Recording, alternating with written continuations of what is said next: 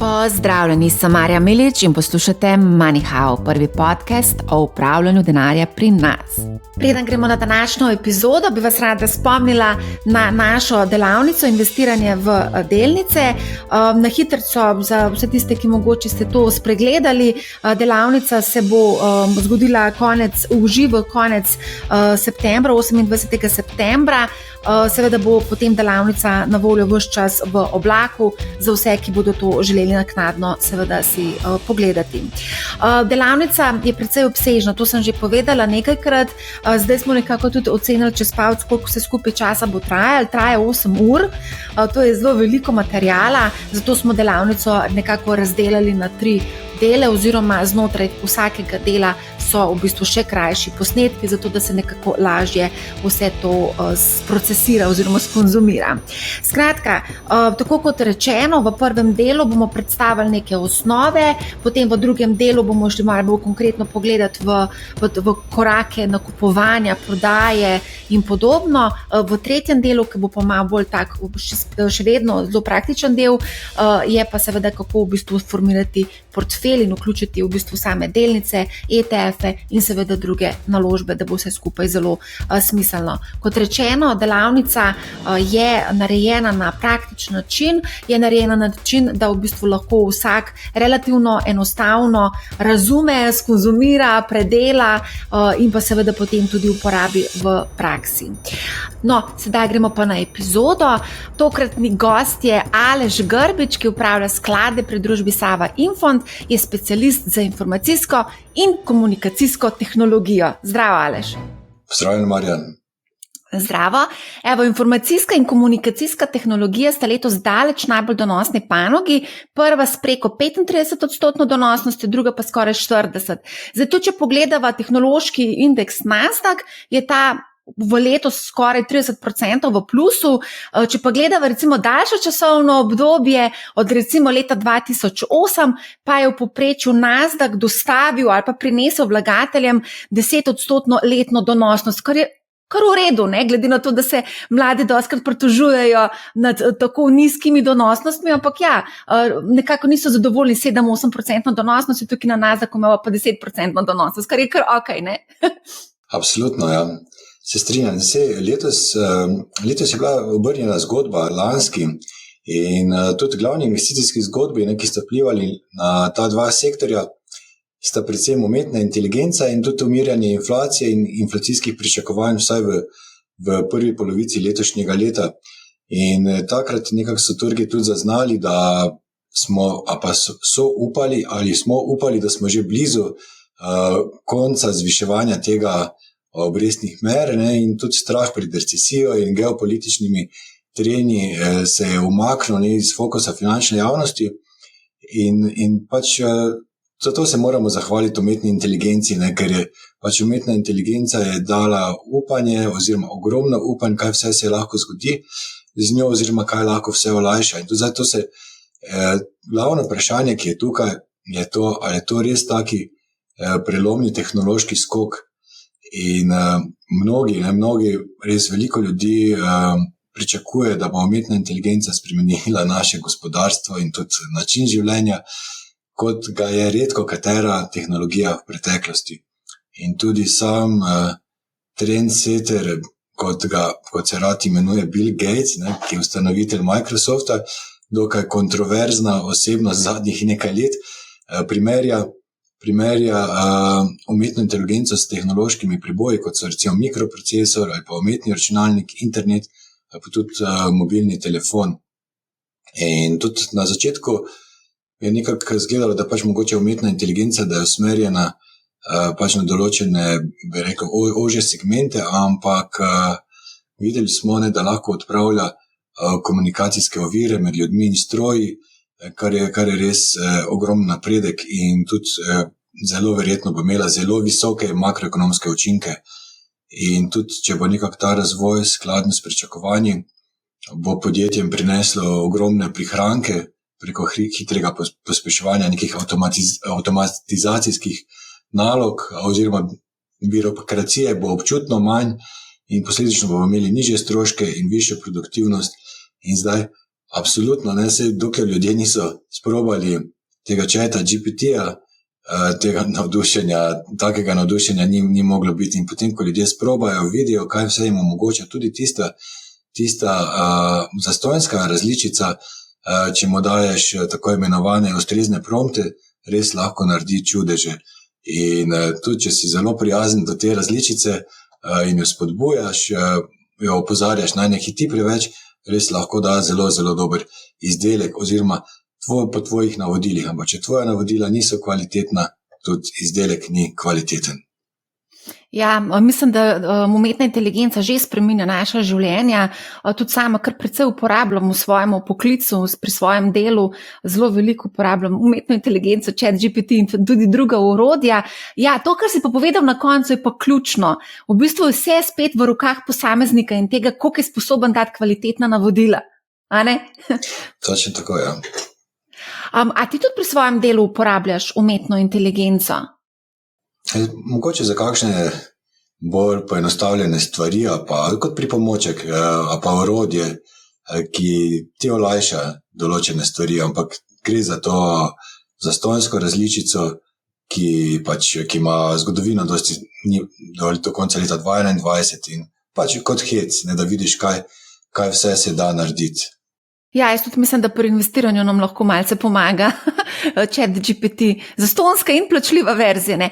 A greva zdaj mogoče pogledati glavne igralce v tej panogi? Jaz sem zdaj nekako ločila komunikacijsko pa informacijsko pač to tehnologijo. Iz komunikacijske tehnologije tukaj v ospredju definitivno Meta, 150% donosnost v letošnjem letu, Google 50%, Netflix je tudi skočil za 30%, Activision Blizzard je zdaj itak zelo aktualna zgodba, 23% je pridobil v letošnjem letu. Activision je zanimiv tudi zaradi samega Microsofta, ki naj bi družbo prevzel, ne?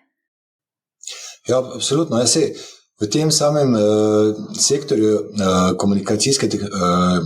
komunikacijskih storitev predstavljata Google oziroma Alphabet in Meta, prejšnji Facebook, več kot polovico oziroma okoli polovico celotnega sektorja.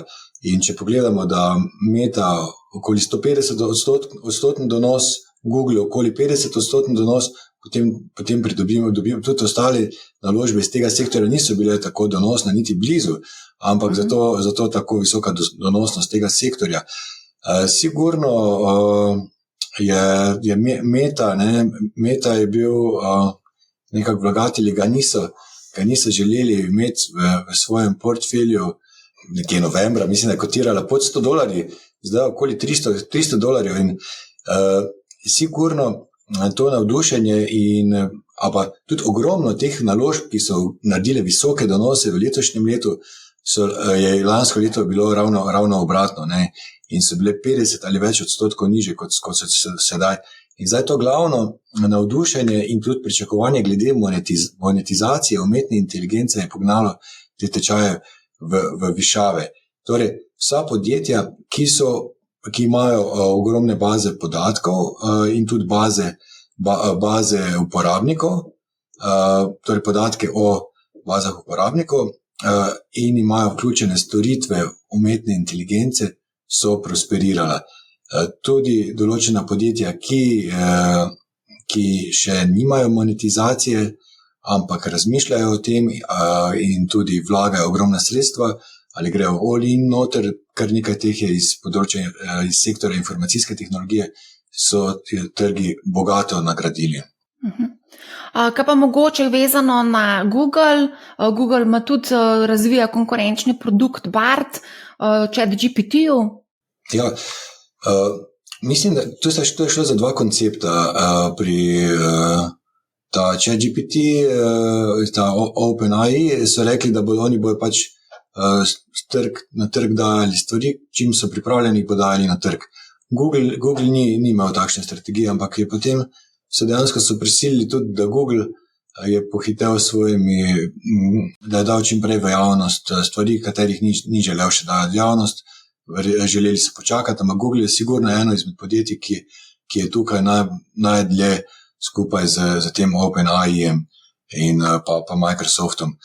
Pa potem tudi še ena stvar je, da marsikdo ne ve, da je precej podjetij iz sektorja informacijske tehnologije že več kot desetletja investira v umetno inteligenco, da ima ogromno storitev, ki uporabljajo umetno inteligenco in dejansko so vsi ti veliki so pripravljeni na monetizacijo umetne inteligence v svojih storitvah. A greva mogoče zdaj na informacijsko tehnologijo, tukaj stopa Nvidia 188% donosnost v letošnjem letu, kar je res neverjetno, Palos Alto 62%, Salesforce 56%, Adobe 52%, to so take zelo lepe donosnosti v letošnjem letu. Absolutno, in tudi ne smemo pozabiti, da tudi Microsoft in Apple prvi nekje okoli 34, drugi okoli 35%, je zelo lep donos in oba dva sta zelo močno vključena v umetno inteligenco. Ja, Nvidia je sigurno vratar, če se lahko malo pošalimo, vratarja socialnih omrežij sta bila pred časom Facebook in Google. Dejansko nisi mogel stopiti v splet, brez da bi uporabil enega izmed njiju. Sedaj za umetno inteligenco je Nvidia takšen, ki dobavlja za dejansko strojno in programsko opremo za tiste, ki potrebujejo oziroma ki želijo uporabljati umetno inteligenco, torej arhitekturo njihovih poprevodnikov. In Nvidia je tista, ki najbolj otipljivo monetizira ta trend oziroma megatrend umetne inteligence. Mogoče bi in za Nvidio bi se kasneje je malo bolj podrobno dotaknil, ampak bi pa rekel, torej to so bili v spredju tega booma, pa te renesanse, so bili proizvajalci poprevodnikov in opreme povezane z umetno inteligenco in tu bodo predvsem pridobili proizvajalci čipov in tudi predvsem njihovi oblikovalci, ker umetna inteligenca zahteva to visoko računsko moč, drugače rečemo temu computing power, oziroma je tujka, ki se uporablja v anglosaksonskem svetu in ki potrebuje bodisi za treniranje njihovih modelov ali pa tudi za njihov izdelek. In tu so vodilna podjetja Nvidia, AMD, Taiwan Semiconductors, tudi Intel in vsi ti bodo pridobili iz tega. Nekateri bolj, nekateri manj, zdaj odvisno, kako velik segment je vezan na umetno inteligenco. In tu je Nvidia absolutno s svojimi podatkovnimi centri je vodilno podjetje. Drugače pa so bila v spredju tudi ta druga podjetja, kot jih imenujemo mega cap podjetja, kot so Amazon, Microsoft, Alphabet, ki ima ogromne količine podatkov, tudi računske moči in tudi imajo, kar je potrebno. Brez tehničnega talenta ne moreš nič, torej brez kadra, ki ti razvija te modele, predvsem modele generativne umetne inteligence, in jih lahko ponudijo svojim strankam, ne moreš tega monetizirati. In tudi, Microsoft je tu bil en prvih, ki je ponudil generativno umetno inteligenco k vsem svojim storitvam. A gremo mi da mogoče vse malo nazaj na Nvidio, marsikdo se na tej točki zdaj sprašuje, delnica je pridobila 188%, marsikdo se sprašuje, koliko je tu še prostora za rast. Bi rekel, da je delnica precenjena, a je še prostor za rast? Ja, to je odvisno od tega, v kateri scenarij rasti verjameš. Ključna predpostavka je ta, ali verjameš, da so to samo enkratni nakupi, torej samo enkratne investicije vseh, ki potrebujejo njihovo opremo za poslovanje v oblaku, ali pa to permanentni nakupi in torej ponavljajoči se nakupi. In to je pač odgovor tiči v tem, ampak so pa njihovi rezultati so pa res so fenomenalni. In oni so pač vodilni dobavitelj teh pospeševalnikov umetne inteligence za ponudnike poslovanja v oblaku in to pomeni, bodi si Microsoft, bodi si Amazon, Google, brez njih ne morejo. In njihovi prihodki so v drugem četrtletju so zrasli za 100% oziroma preko 100% na letni ravni, glede na preteklo četrtletje za 88%. In to je občutno nad pričakovanji, kar so trgi pričakovali. In dejansko so oni prvi začeli za to agresivno monetizacijo. In tu je bilo, tudi si lahko videl, kaj pomeni ta preskok. In ključni, kot smo pa že prej omenili, da so ključni segmenti rasti, so podatkovni centri. In ti pa vključujejo grafične procesorje za umetno inteligenco in so dosegli nekje okoli 70% vseh njihovih prihodkov z 10,3 milijarde. In imeli so pa na letni ravni rast preko 170% in glede na preteklo četrtletje 141%. Zdaj seveda, to je sam začetek, ali bo ta rast verjetno take stopnje rasti v prihodnje. Ne moremo pričakovati, stopnje rasti se bodo umirile, verjetno bojo na letni ravni znašali naslednje leto okoli 60-70%, kar bo še vedno visoko. In zdaj tudi zaradi tega so jim tudi, ko imaš visoko stopnjo rasti, prodaje, ti tudi eksplodirajo marže in recimo njim se je ta marža iz poslovanja povišala kar na 57,6%, pričakovanja so bila nekaj malo nad 40%, ne? In to je bil fenomenalen rezultat in normalno, ne, da trgi preslavijo to in tudi potem trgi lahko ekstrapolirajo te visoke stopnje rasti v prihodnost. Zdaj, odvisno kako daleč prihodnost pričakuješ te visoke stopnje rasti, takšno vrednotenje si narediš in tudi za naslednje četrtletje pričakujejo na letni ravni 170% rast in tudi ti sami podatkovni centri bojo imeli nekje 234% rast glede na njihove napovede in tudi marže bojo še naprej se dvigovale. Kar pomeni, da imamo nekaj utipljivega pri njih in zdaj to je res stava, da to ali verjameš, da se bo to nadaljevalo ali ne. Statistika najbolj ni naklonjena tem, ki so izrazito outperformali v nekem obdobju konkurenco oziroma primerjalni indeks, ampak pustimo se presenetiti, če gre to res za nek močen megatrend, ker je Nvidia vodilno podjetje in konkurenca je daleč zadaj. To je pač tista njihova prednost, da res konkurenco so prehiteli in ker so tudi sami ogromno vlagali že desetletje v ta razvoj. Mogoče tukaj kot zanimivost, Katie Wood je prišla spet na naslovnice svojo izjavo in sicer Bloomberg je pisal, da je bila Katie Wood nekje v Münchnu, nekje v Nemčiji, to je prva dama aktivno upravljenega sklada ARK. Oni so prodali Nvidio januarja in seveda zdaj vlagatelji v bistvu pritiskajo na njo, da v bistvu argumentira, zakaj so prodali in je potem ona rekla, pač argument njen je bil, da iščejo manj očitne naložbe in po njenem mnenju je Nvidia predraga in da je možno v tem hipu poiskati boljše delnice z področja umetne inteligence, kot je ameriški proizvajalec čipov. Ja, to verjetno gre za stvari ega, oziroma če bi nekako analizirali to njeno ravnanje, zelo težko je, če narediš napako, priznati, da si naredil napako, ne, to je prva stvar, in potem zelo težko je takšno naložbo kupiti po taki visoki stopnji rasti, ne. In je popolnoma razumljivo je njeno ravnanje, je človeško in tudi ona je samo človek, ni zelo težko je ostati tu hladen, brez čustev, tudi ne upoštevati svojih preteklih napak, ampak ja, to je, če si preveč, če sprejemaš stave, neko, oni pač sprejemajo velike stave in se jim je to zgodilo. In očitno jih je streslo, ne, marsikoga je streslo, ko so delnice precej padle. In tudi verjamem, da so pod velikim pritiskom, ker takrat, ko so te delnice najbolj rasle, so oni najbolj promovirali svoje produkte in sigurno je to velik pritisk vlagateljev.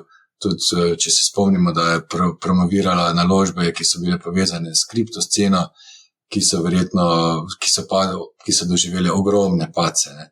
In tu je ravno ta čar, da znaš opraviti ustrezno alokacijo med naložbenimi razredi in da res ne sprejemaš nadpovprečnega tveganja.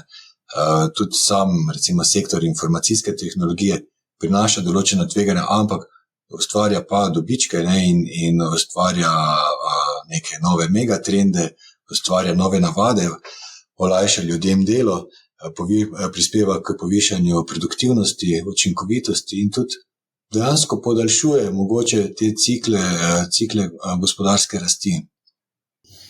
A lahko tukaj mogoče eno varovalko, eno opozorilo vsem, ki poslušajo in poslušajo o teh bajnih donosnostih, ki so bile dosežene v letošnjem letu, a pa v preteklih letih, mogoče tukaj na mesto opozorilo, da pretekle donosi niso garancije, da se bodo te tudi nadaljevali v prihodnosti. Se ne veva, kaj bo v prihodnosti, ampak o tem bova itak še govorila, no?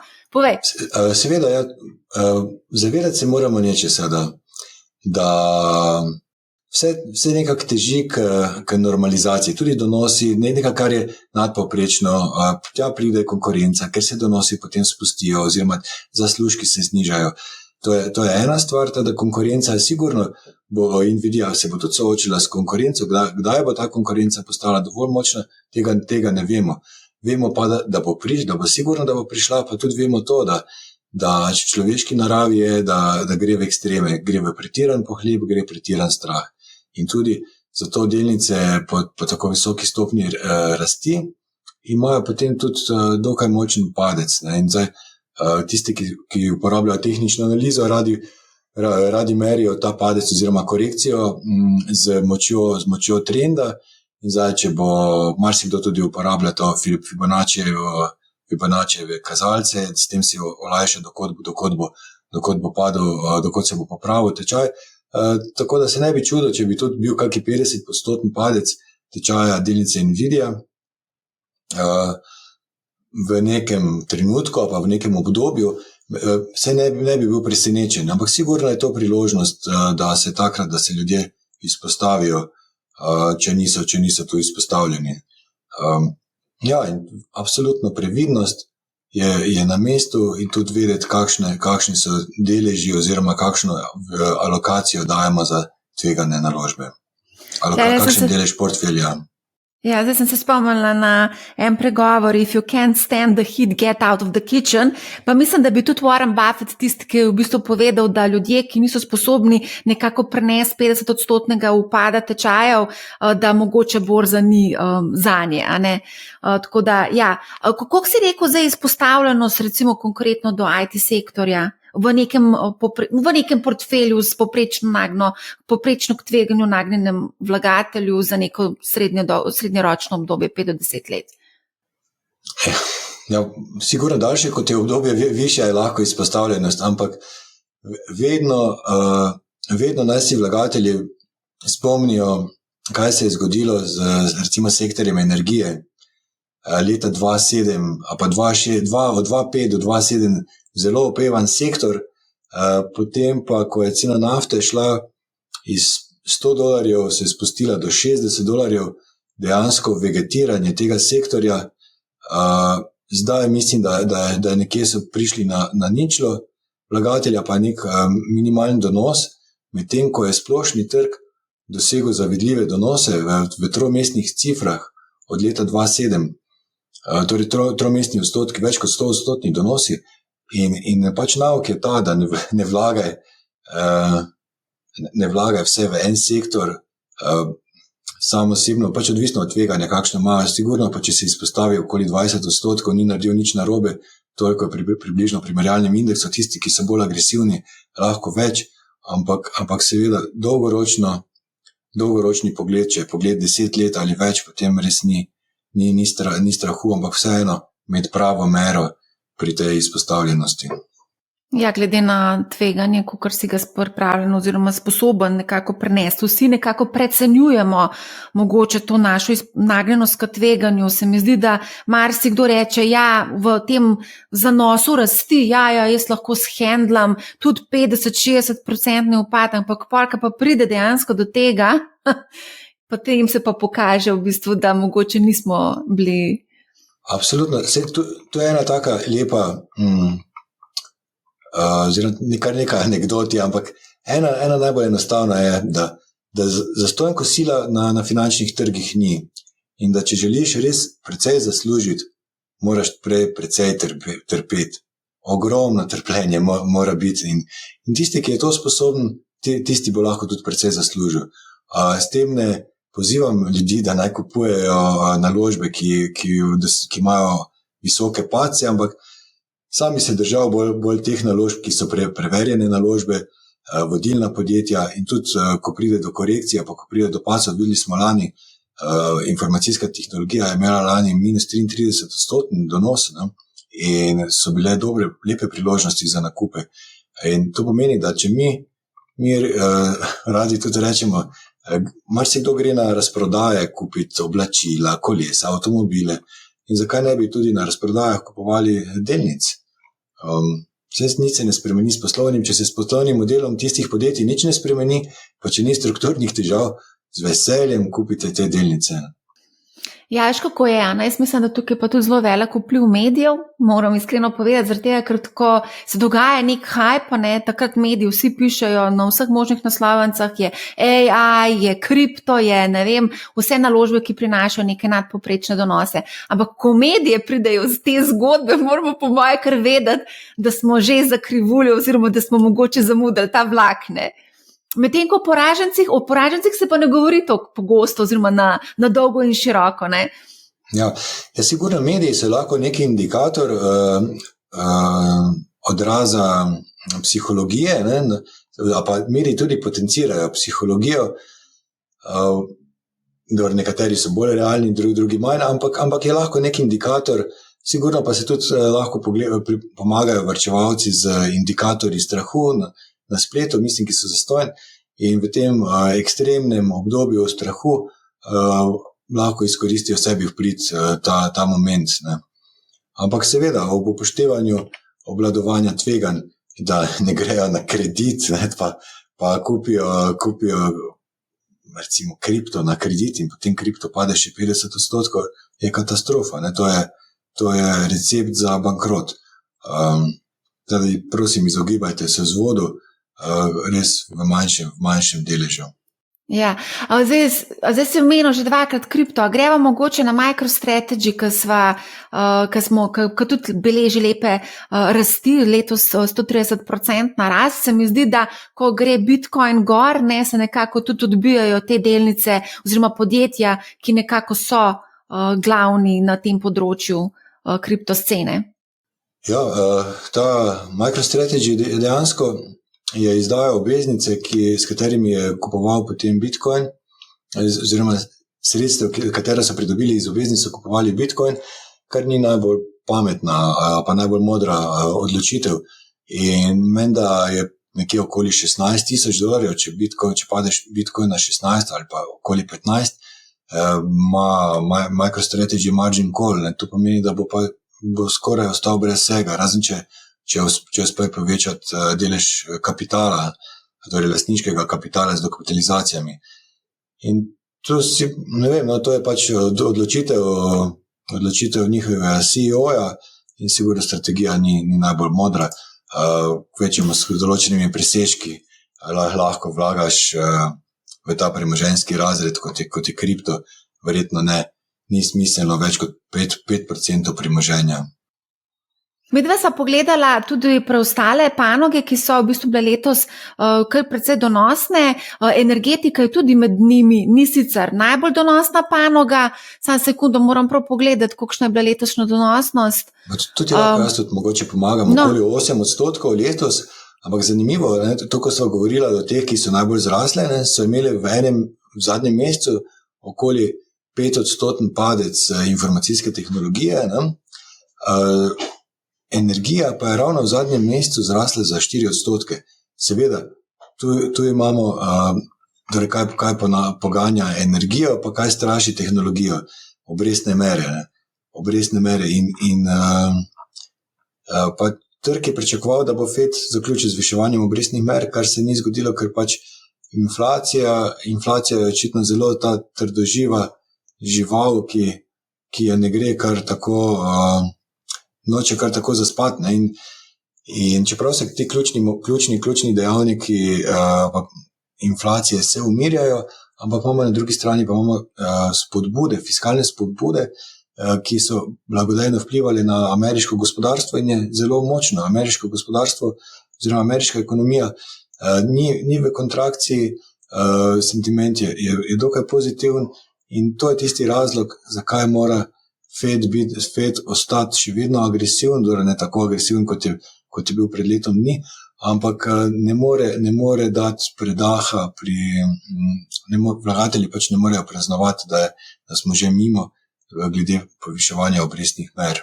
Se pravi, se bo to še nadaljevalo? In to je tisto, kar nekako straši vlagatelje, tudi v informacijsko tehnologijo.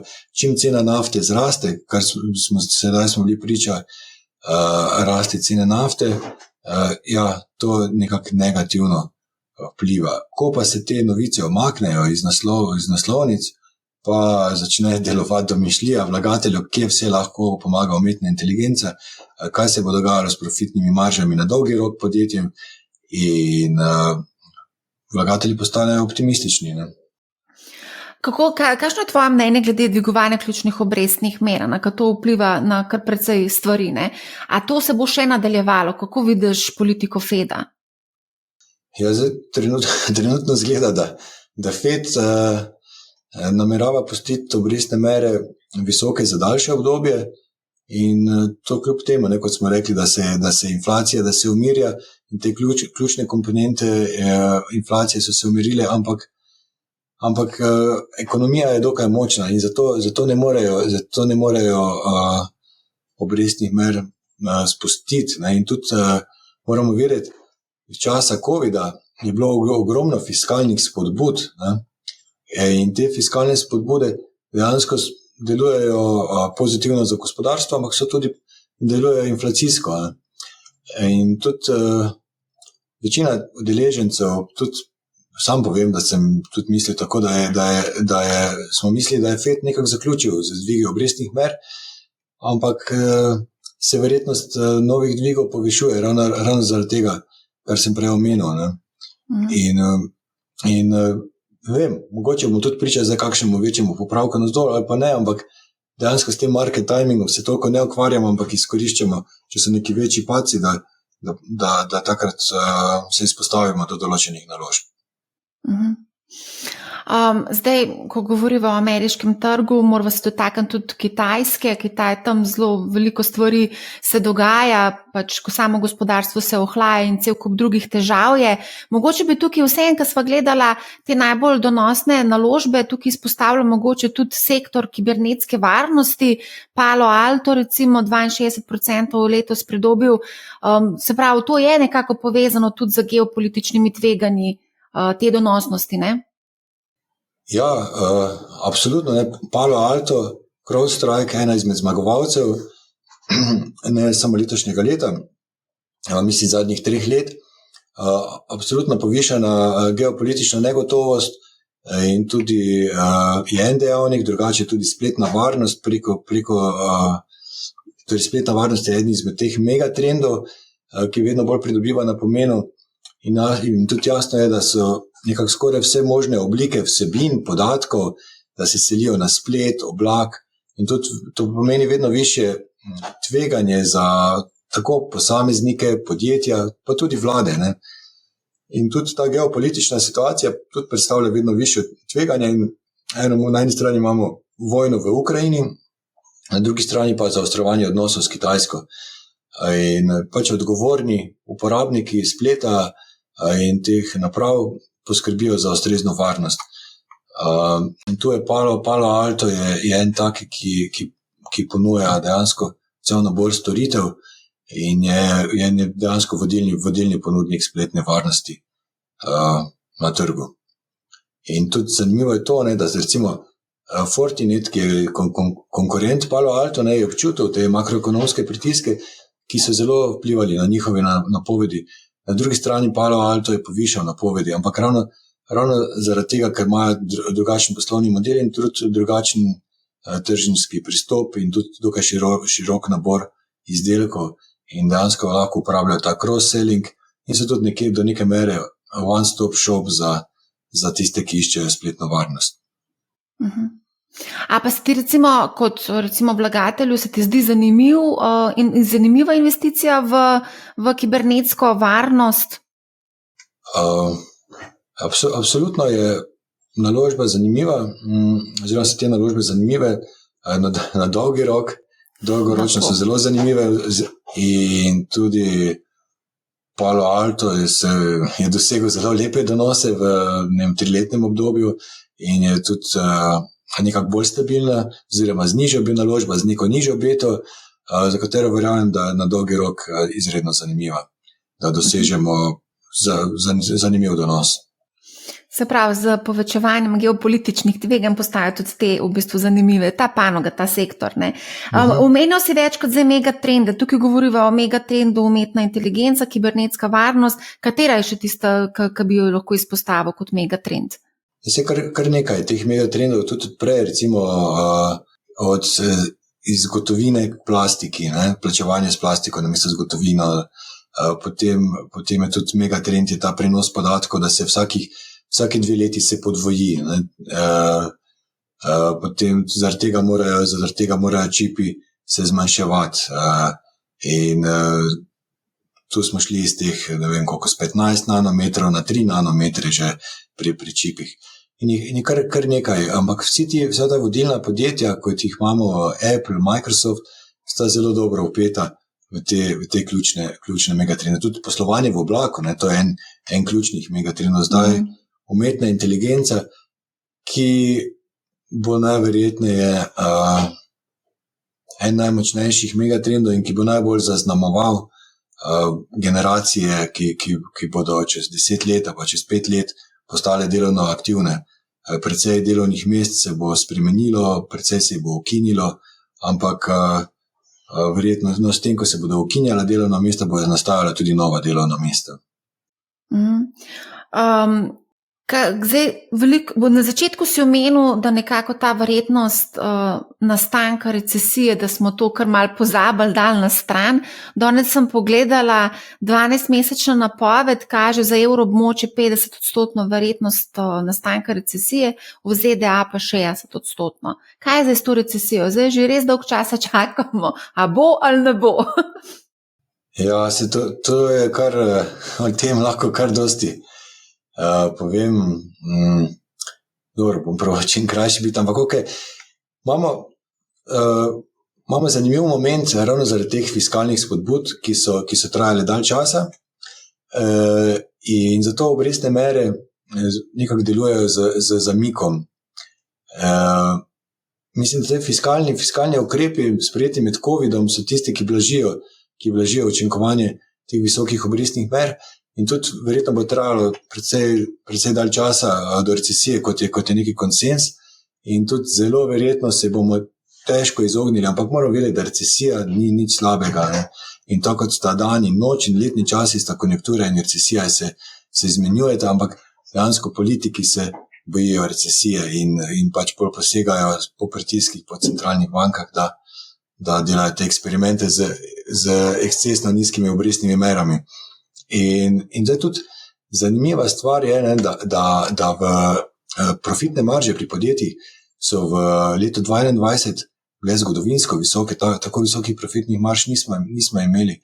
In tudi ostale so neverjetno visoke, to še v zdajšnjem obdobju, ker precej teh prihrankov, ki so se jih podjetja naučila iz časa dela od doma, pa iz časa covida oziroma pandemije, je ostalo pri poslovanju podjetja oziroma so jih uporabili v svojem poslovnem modelu.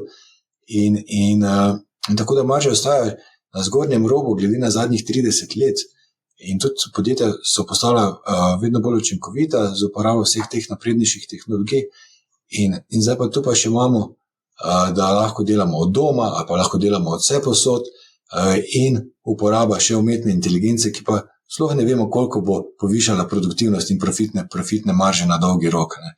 In to je nek dejavnik, ki blaži, podaljšuje obdobje do naslednje recesije. In tudi zanimivo je, da so tudi gospodinjstva ustvarila ogromno prihrankov v času pandemije. In še potem en moment vsi reče, višje obrestne mere v Ameriki so za 525 bazičnih točk, višje obrestne mere glede na točko, kjer so bile najnižje.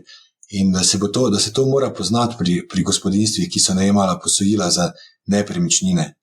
Ja, dejansko so se tem v povprečju zvišala obrestna mera, se jim samo za 25 bazičnih točk, ker večina si je najela posojila po fiksnih obrestnih merah. In to pomeni, da tudi od tu ne moremo pričakovati nekega hudega ekscesa. Ne? In še ena zanimivost je, da dejansko so te obrestne mere realno negativne. Ne? In to prvič po dobrih 40 letih. In zdaj težko je reči, ok, vsi pričakujejo recesijo, kdaj bo nekak nervoza je, ker se čaka, recesije pa še ni.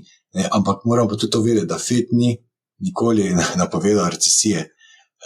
In tudi ta izraz soft landing se med investitorji uporablja, pa tudi med temi odločevalci, ne, da tik preden gospodarstvo začne doživljati težave. Ne, in zato je te napovedi FED-a kot nekega leading indikatorja treba pač s nekim zadržkom upoštevati. Še posebej, če vemo, da bodo čez 6 mesecev oslabile te fiskalne spodbude in takrat bo vpliv restriktivnejše monetarne politike bo prišel do izraza in takrat sigurno lahko pričakujemo dosti večje pritiske na gospodarstvo in tudi na ohlajanje gospodarstva. Zdaj ti kot upravljalec premoženja se verjetno bikovsko razpoložen. Mislim, moraš biti po defaultu. Ja, skozi čase navadiš, da smo pozitivno nastrojeni, ne, in kar je fajn. In tudi medvedji trendi običajno so dokaj kratki. Ne. Redko kdaj, da trajajo več let, mogoče leto in pol. Ne. In zdaj, če pogledamo malo statistiko, recimo kaj pravi 70-letna statistika gibanja delniškega indeksa, ameriškega delniškega indeksa S&P 500, in tudi nam pove, ne, da so korekcije in medvedji trgi so nekaj normalnega. In pač to je dobro za vlagatelje, da se zapomnijo, da 5 ali več odstotni padec se poprečno zgodi 3-krat na leto. Ne. 10-odstotni padec ali več enkrat na leto. 15-odstotni padec ali pa več se zgodi samo enkrat na 3 leta. In 20 ali več odstotni padec se pa zgodi samo enkrat na 6 let. In zdaj, če upoštevamo to statistiko in pogledamo, da v času COVID-a smo imeli okoli 50-odstotni padec, pa zdaj lani tudi kar visok padec, potem verjetno nekih hujših padcev mogoče ne bo, ne? Ampak jaz se s tem preveč ne ukvarjam, ne? Ker vemo, da na dolgi rok trgi rastejo in te pač to nadaja z neko mirnostjo in da tudi takrat, ko pride do teh padcev, da ostaneš miren, da ne razprodaš portfelja, tako kot marsikdo, ki dobi margin call ali pa jih strese, jih lastniki vprašajo, kaj se dogaja, ko ne moremo več potrpeti te izgube, ampak pač ne poznajo narave delniških trgov, da se gibljajo v obe smeri in da so padci dosti bolj agresivni, kot pa je rast. Zdaj, danes sva se pogovarjala več o manj o res konkretnih imenih, konkretnih delnicah. Glede na to, da pripravljamo na MoneyHow delavnico investiranja v delnice, pa me zanima z tvojega vidika kot upravljalec premoženja, kako izbiraš delnice? Recimo, kaj je pri tebi relevantno, ko v bistvu nekako se odločiš, da boš dal neko delnico v sklad? Vem, da ste omejeni, ampak v redu. Povej mi, kaj je tisto, kar tebe pritegne? Sigurno je, mi pač pokrivamo, naš proces je razdeljen, da pokrivamo vsak, recimo, 2 sektorja, ali pa nekdo manj, če ima kakšne druge obveznosti. In potem tam v tem sektorju pogledaš, če so podsektorji, ki nimajo strukturnih težav, to je super. Potem je super, če se nahaja v nekem megatrendu, enem ali večjih. Potem se pogleda tudi, kakšen je konkurenčni položaj, ali ima izrazite konkurenčne prednosti, ali ima samo konkurenčne prednosti in ali sploh nima konkurenčnih prednosti. In tudi, kakšen bo njihov konkurenčni položaj v prihodnje. Sigurno te zanima, ali so inovator, koliko vlagajo v raziskave in razvoj, kakšen delež prodaje namenijo tja, ali je mogoče premijski razred njihov produkt, ali imajo produkte v premijskem razredu, ali imajo v budget razredu, ali pokrivajo oba segmenta, kakšne finančne pogoje lahko dajo svoje strankam, kakšen je servis, kakšna je stopnja, ko se stranke vračajo nazaj in tudi imajo ta neke vrste cross-selling, kakšen na model, ali je to naročniški model, tako kot je pri programski opremi. V zadnjih 7 letih je tu bil glavni boom, je z tega prišel tudi, ker se nisi plačal več licence, kupil licence, ki je draga, ampak si pač mesečno naročnino plačeval. In tu je kar nekaj stvari. Tudi, kakšna je uprava, kakšne so izkušnje uprave, kakšna je alokacija resursov, ali so prevzemali v preteklosti, ali so preplačevali prevzeme. In tista podjetja, ki so jih prevzeli, so jih uspeli uspešno vključiti, in ali so prevzemali podjetja, ki imajo dejansko sinergije z njihovim podjetjem. In če deluje v vsej tej smeri, potem pride do res superiornih podjetij. Nekaj takih superiornih podjetij obstaja. Ampak ti si zdaj začel najprej, da si rekel, da si pogledal, jaz sem razumela, kot da greš top to bottom, se pravi, da pogledaš neko panogo, rekel si, da je dobro, če prihaja podjetje iz nekega megatrenda in potem greš v bistvu deep dive. Dejansko mi gremo bottom up. Bottom up je sigurno pristop. Kje najdeš te, ki imajo sigurno kazalec donosno investiran kapital ali pa prilagojen donosno investiran kapital v nekem daljšem obdobju, lahko vidiš, kako to podjetje alocira svoj kapital in ali je res tako uspešno. In ta kazalec s kombinacijo moče s kakšnim drugim še ti lahko da kar dobro uporabno vrednost. In marsikatero uspešno podjetje se je našlo tudi preko tega kazalca na prvo žogo. Potem pa pač pogledaš, kakšen je njihov konkurenčni položaj, tudi te strukturne težave, ali so ali niso. Mogoče tudi včasih, ko bo uspel v nekem preobratu, podjetje, ki je v preobratu, ampak sam raje se s tem ne ukvarjam, ker to je lahko precej boleče, precej časa trajajoče. Izogibam se izredno nihajnim naložbam, ki so kot nek srčni utrip, narediš intervalni trening, gre na 170, pade na 100 in potem nazaj gor, takšne naložbe si načeloma ne želimo. No, ko si omenjaš ta intervalni trening pa te nihajne naložbe, zdaj, ko sva rekla, da MicroStrategy pa Bitcoin, da sta nekako usklajena, ko gre ena zadeva gor, gre še druga zadeva gor. Dobila sem eno vprašanje preko YouTubea. Peter sprašuje, kakšna je varianta, da bo kripto eksplodiral leta 2024? In seveda sem šla spar gledati, na Google sem vrgla, se pravi, zanima me, kakšne so napovedi za kripto, za Bitcoin. In imaš neke res nore napovedi. Ja. Kako ti gledaš recimo na te napovedi? Dajva posplošiti to. Ok, nasplošno na napovedi jih ne samo pač nek signal je, kakšen je sentiment. To so bolj kot ne, to pa delno. Pri teh napovedih se spomnim vedno na plemenite kovine od leta 2005 naprej, podobne zgodbe za zlato, srebro kot za Bitcoin. Tega se spomnim. Predlagal bi pa ljudem, da naj grejo raziskovati pretekle vzorce, naj probajo najti neke vzorce, neke zakonitosti iz preteklosti, ki se jih da najti, Jaz mogoče tudi ne upam povedati tega, da ne bom mogoče navijaški, malo pa pristranski. Če se bo zgodovina ponovila, bi lahko bili nagrajeni. To samo lahko rečem, če se bo zgodovina ponovila. Ampak drugače pa si naj ljudje sami pogledajo pretekle vzorce, mogoče povezane tudi z Bitcoin halvingom. To je tu, kar bi zdaj upal reči. Kaj več pa ne bi želel, da me ne bo nekdo rekel, da dajem napovedi.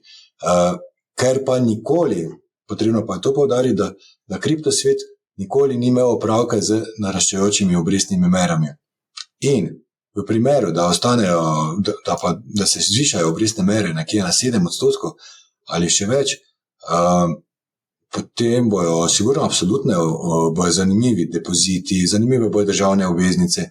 Nekdo, ki je prej iskal donos, nekaj 3 do 5% in jih ni mogel dobiti v državnih obveznicah, depozitih v prejšnjih teh kriptopoletjih, bo zdaj imel alternativo, ne? Zdaj ima alternativo. In to sigurno je neko breme za ta trg, da bo lahko preseglo, da se bo zgodovina ponovila. Ampak če se bo ponovila, bo verjetno pač neka blaznost, ne? Ko ljudje, takrat pač je treba pobegniti ven, ne? Izkoristiti tisto blaznost sebi v prid in se omakniti.